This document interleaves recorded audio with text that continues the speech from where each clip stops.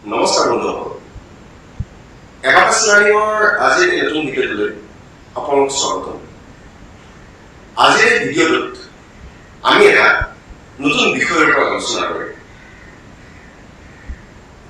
বন্ধুসকল, এতিয়ালৈকে আমি এবাকাছ টুলছ ব্যৱহাৰ কৰি যিখিনি অংক সমাধান কৰিলোঁ, এই অংকবিলাক হ'ল ডাইৰেক্ট সমাধান কৰা অংক। তাৰমানে এই অংকবিলাকত আমি কোনো ফৰ্মুলা ব্যৱহাৰ কৰিব লগা হোৱা নাই।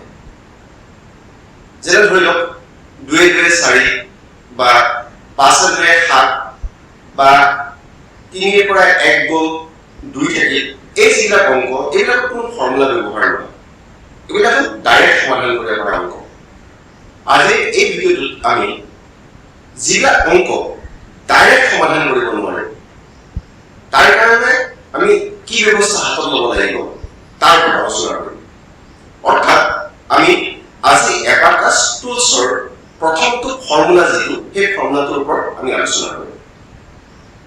এবাকাছ টুলছৰ প্ৰথম ফৰ্মুলাটোৰ নাম হ'ল স্মল ফ্ৰেণ্ড ফৰ্মুলা। যিবিলাক অংক আমি ডাইৰেক্ট সমাধান কৰিব নোৱাৰোঁ, সেই অংকবিলাক সমাধান কৰিবৰ কাৰণে আমি এবাকাছ টুলছৰ এই প্ৰথম ফৰ্মুলাটো স্মল ফ্ৰেণ্ড ফৰ্মুলাটো ব্যৱহাৰ কৰিম। এতিয়া আহক স্মল ফ্ৰেণ্ড ফৰ্মুলাটো কি? স্মল ফ্ৰেণ্ড ফৰ্মুলাটো হ'ল কি? এই যিবিলাক সংখ্যা আমি যোগ কৰিম বা বিয়োগ কৰিম, সেইবিলাকৰ কাৰণে এটা নিৰ্দিষ্ট সংখ্যা আমি ধৰি লওঁ। এই স্মল ফ্ৰেণ্ড সংখ্যাটো হৈছে 5। ছাত্ৰ-ছাত্ৰীক এই স্মল ফ্ৰেণ্ড সংখ্যাটো যে 5 বাৰে বাৰে আওৰাবলৈ দিম। মনত ৰাখিব, যেতিয়া দুটা সংখ্যাৰ যোগফল 5 হ'ব, তেতিয়া ইটো সংখ্যা সিটো সংখ্যাৰ স্মল ফ্ৰেণ্ড হ'ব। এতিয়া বৰ্ডলৈ মন কৰক। বৰ্ডত চাওকচোন, 1 + 4 1 + 4 = 5 5।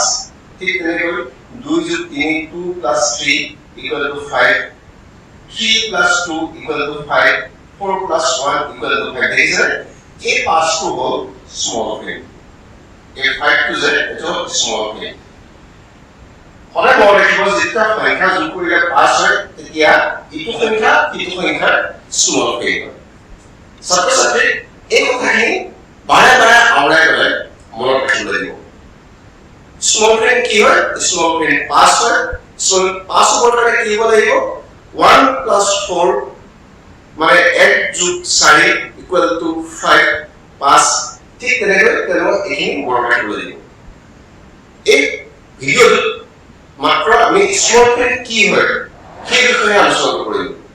স্মল ফ্ৰেণ্ড মনত ৰাখিব 5 হয়, আৰু 5 হ'বৰ কাৰণে যিটা সংখ্যা যোগ কৰিলে 5 হ'ব, ইটো সংখ্যা সিটো সংখ্যাৰ স্মল ফ্ৰেণ্ড হ'ব।